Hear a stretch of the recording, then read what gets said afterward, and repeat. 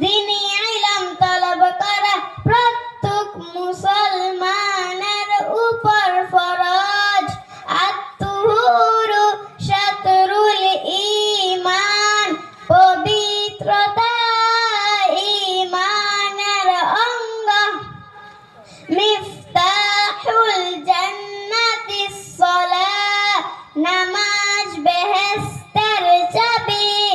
আউয়ালু মা ইউহাসাবু বিহি